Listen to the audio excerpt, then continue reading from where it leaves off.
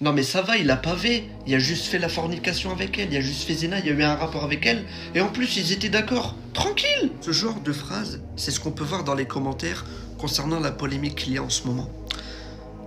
Mes frères, la zina, c'est grave. Comment ça? Il a pavé, il a fait zina, ça va? Ça va pas. Le prophète alayhi salatu salam, il nous dit dans un hadith que le croyant, lorsqu'il fornique, au moment où il fornique, eh bien il n'est pas croyant. Et dans un autre hadith, il nous est dit que t'as vu quand tu forniques, eh ben la foi, elle sort de ton corps.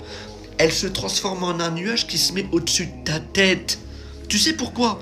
Eh ben parce que ta foi, elle se désolidarise de cet acte ignoble, abominable qu'est la fornication. Alors mon frère, imagine tu meurs comme ça et que tu rencontres Allah avec la foi qui est sortie de toi, de ton corps. Ouais, c'est grave. Le prophète alayhi salam, alors qu'il était avec l'ange Gabriel et que celui-ci lui faisait voir les châtiments que les gens auront dans l'autre vie, à un moment donné, sur le chemin, il entend des cris, des hurlements, du vacarme.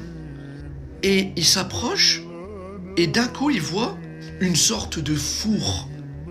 Et quand ils se sont mis à regarder ce qu'il y avait dedans, eh bien dans ce four il y avait des hommes et des femmes qui étaient en train de crier, en train d'hurler et en train de se faire toucher par les flammes.